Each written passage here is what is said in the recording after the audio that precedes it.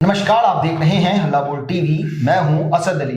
BJP ने खत्म किया सस्पेंस और जारी कर दी राज्यसभा उम्मीदवारों की लिस्ट। आइए इस पूरे मामले को विस्तार से समझते हैं हल्ला बोल टीवी के संपादक दीपक शर्मा से। देखिए, 3 सीटों पर प्रत्याशी क्लियर हो गए हैं। भारतीय जनता पार्टी के राष्ट्रीय अध्यक्ष नितिन नवीन बिहार से राज्यसभा के उम्मीदवार होंगे और दूसरे शिवेश राम जो सासाराम से सांसद रहे हैं भारतीय जनता पार्टी के और बड़े दलित नेता जो भारतीय जनता पार्टी के और केंद्रीय मंत्री अटल बिहारी वाजपेयी सरकार में रहे मुनीलाल के बेटे हैं। तो शिवेश राम कैंडिडेट होंगे राज्यसभा के। तो 2 कैंडिडेट भारतीय जनता पार्टी ने क्लियर कर दिए हैं। नितिन नवीन होंगे राज्यसभा के कैंडिडेट बिहार से और शिवेश राम होंगे और इन दोनों का राज्यसभा जाना तय है क्योंकि भारतीय जनता पार्टी के पास संख्या है। तो हम आपको बताते हैं कि होली के त्योहार के बीच भारतीय जनता पार्टी ने राज्यसभा उम्मीदवारों की घोषणा कर दी है। बिहार से बीजेपी ने अपने राष्ट्रीय अध्यक्ष नितिन नवीन को राज्यसभा का उम्मीदवार बनाया है।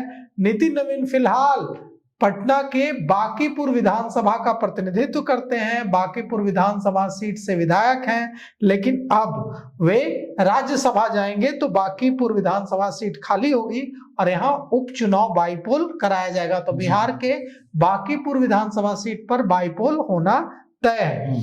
दूसरी इस लिस्ट में शिवेश राम का भी नाम है। शिवेश राम, भारतीय जनता पार्टी के पास 2 सीटें हैं बिहार में, जो 5 सीटों पर राज्यसभा चुनाव होना है 16 मार्च को। इसमें 2 सीटें बीजेपी की हैं। एक सीट हो गई नितिन नवीन के नाम और दूसरी सीट हो गई शिवेश राम के नाम। शिवेश राम 2024 का लोकसभा चुनाव सासाराम से लड़े थे, लेकिन उन्हें हार मिली थी और वे कांग्रेस प्रत्याशी से हार गए थे। लेकिन अब उन्हें भारतीय जनता पार्टी ने एक बड़ा मौका दिया है और उन्हें बिहार से राज्यसभा भेजने का फैसला लिया गया है। 10 राज्यों की 37 राज्यसभा सीटों पर 16 मार्च को चुनाव होना है। बिहार की 5 राज्यसभा सीटों पर चुनाव होना है। सभी उम्मीदवार 5 मार्च को नामांकन करेंगे।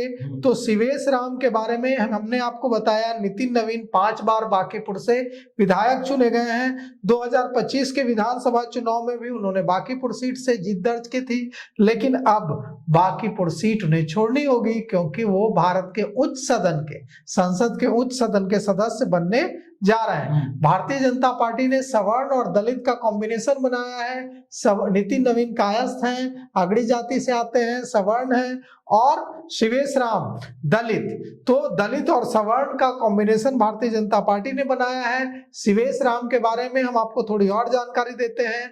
शिवेश राम बिहार के राजपुर बक्सर से विधायक रहे हैं। वे दलित समुदाय से आते हैं और जाने माने नेता, दलित नेता और पूर्व केंद्रीय मंत्री मुनीलाल के बेटे हैं। मुनीलाल सासाराम लोकसभा से 3 बार मेंबर ऑफ पार्लियामेंट रहे हैं। अटल बिहारी वाजपेयी की सरकार में, केंद्र सरकार में मंत्री भी रहे हैं। शिवेश राम अपने पिता मुनीलाल की विरासत को बखूबी आगे बढ़ा रहे हैं और हम आपको बता दें कि शिवेश राम को राज्यसभा भेजकर भारतीय जनता पार्टी ने एक बड़ा संकेत दिया है कि बिहार के दलितों के बीच अपनी मजबूत उपस्थिति दर्ज कराने की कोशिश। शिवेश राम को राज्यसभा भेजकर भारतीय जनता पार्टी ने दलितों के बीच अपनी मजबूत उपस्थिति दर्ज कराने की कोशिश की है और यह भी चर्चा है कि निशांत कुमार को भी राज्यसभा भेजा जा सकता है।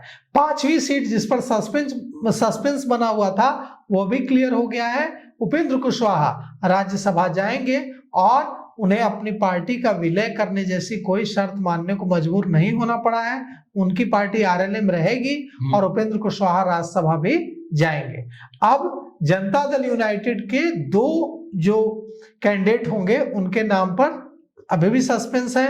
कहा जा रहा है कि हरिवंश नारायण सिंह रिपीट हो सकते हैं, रामनाथ ठाकुर रिपीट हो सकते हैं, या इन दोनों में से किसी एक को अगर ड्रॉप किया जाएगा तो उनकी जगह निशांत कुमार या मनीष वर्मा को भेजा जा सकता है। तो देखिए जनता दल यूनाइटेड के कैंडिडेट की लिस्ट कब सामने आती है। तो सुना आपने, बीजेपी ने तो अपना लिस्ट जारी कर दिया है। अब देखना यह होगा कि जदयू अपनी लिस्ट कब जारी करती है। तो इस पूरे मामले पर आपकी क्या राय है, अपनी राय को कमेंट बॉक्स में जरूर दीजिएगा। फिलहाल इस पेशकश में इतना ही। आगे की खबरों के लिए बने रहे हल्ला बोल टीवी के साथ। धन्यवाद।